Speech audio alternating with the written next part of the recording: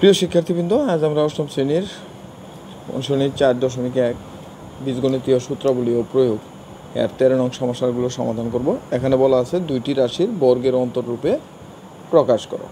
আমাদের দুইটি রাশির বর্গের অন্তররূপে প্রকাশ করতে হবে। এখন আমরা যদি এখানে দেখি যে আমাদের এখানে কিন্তু মিল নেই, অর্থাৎ প্রথমটা আছে 5p - 3q এবং পরেরটা আছে p + 7q।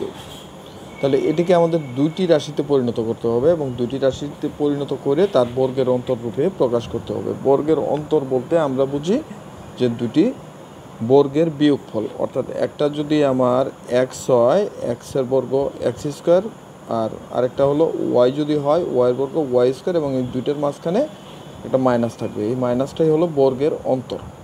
অন্তর মানে হলো বিয়োগ। তাহলে আমাদের এক্ষেত্রে যে সূত্রটা লাগবে, আমরা অনেকেই এই সূত্রটা জানি এবং আশা করি সবাই জানি, তা হলো AB, অর্থাৎ এটাকে আমরা মনে মনে ধরবো A এবং এটাকে মনে মনে ধরবো B। তাহলে AB, এই AB সূত্রটা আমাদেরকে এখানে প্রয়োগ করতে হবে। ABর যে সূত্রটা আছে তা হলো A + B/2² - A - B/2²। আমাদের এই সূত্রটা এখানে প্রয়োগ করতে হবে। আমরা যারা সূত্রটি না জানি সূত্রটি আগে কমপ্লিট করে নিই, তারপরে এই সমস্যাটার সমাধান করি।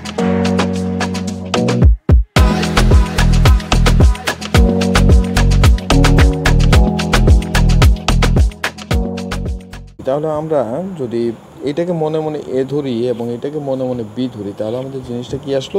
AB। আমরা প্রথমটা ধরেই করি, এরপর এটা না ধরে করব। তাহলে আমরা সমাধান করতেছি। সমাধান ধরি 5p - 3q = হলো A এবং p + 7q = হলো B। সুতরাং প্রদত্ত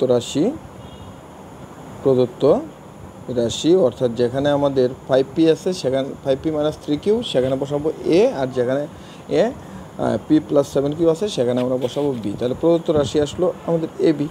আর AB সমান আমরা কি জানি? AB সমান আমরা জানি A + B/2² - A -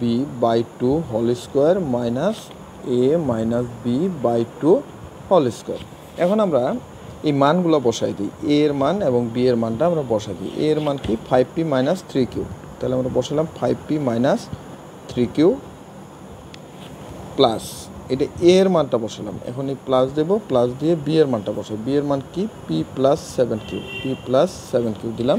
তাহলে A +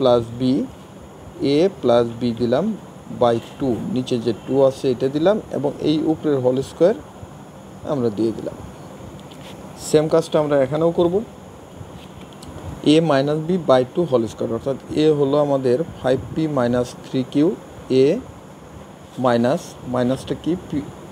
B এর মানটা আছে আমাদের p + 7q, আমরা দিলাম p + 7q, দেওয়ার পরে /2 দিলাম এবং হোল স্কোয়ার দিয়ে দিলাম। আমরা এখানে সাইড নোট আকারে দিয়ে দেবো কি? A ও B এর মান বসিয়ে আমরা A ও B এর মান বসালাম। এখন আমরা ব্রেকেটটা উঠায় দেব।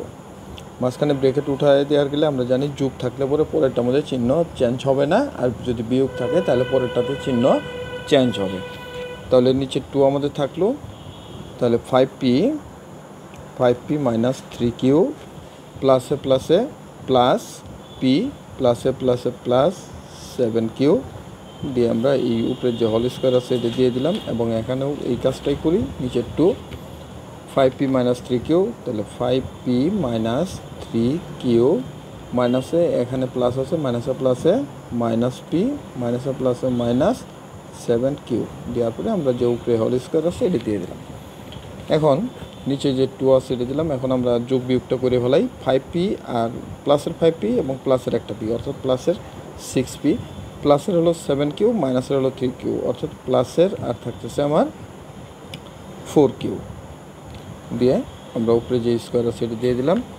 সেম কাজ এই পাশেও করব। 2 প্লাসের 5p মাইনাসের একটা p, তার মানে হলো প্লাসের 4p থাকলো, মাইনাসের 3q আর মাইনাসের 7q, অর্থাৎ মাইনাসের 10q আমরা স্কোয়ার দিয়ে দিলাম। আমরা এখান থেকে যদি কমন নেই, উপরে থেকে আমাদের 2 কমন যায়, আমরা 2 কমন নিতে পারি। তো আমরা 2 কমন নিলাম।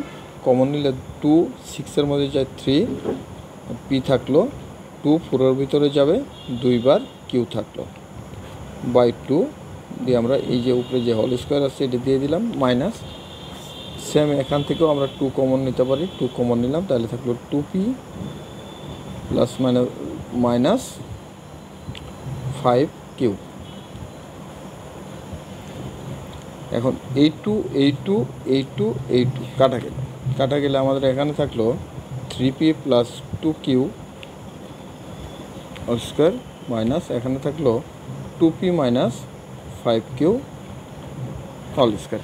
তাহলে বন্ধুরা এটা কি আমাদের হয়ে গেল না যে এইটা একটা রাশি এবং এইটা একটা রাশি, এই রাশি স্কোয়ার মাইনাস এই রাশি স্কোয়ার। আমাদের কাছে কিন্তু চেয়েছে দুইটি রাশির বর্গের অন্তররূপে প্রকাশ। তার মানে আমরা এটা একটা রাশি এবং এটা একটা রাশি, দুইটি রাশির বর্গের অন্তররূপে আমরা প্রকাশ করে দিলাম। তাহলে আমাদের এটি হলো অ্যান্সার।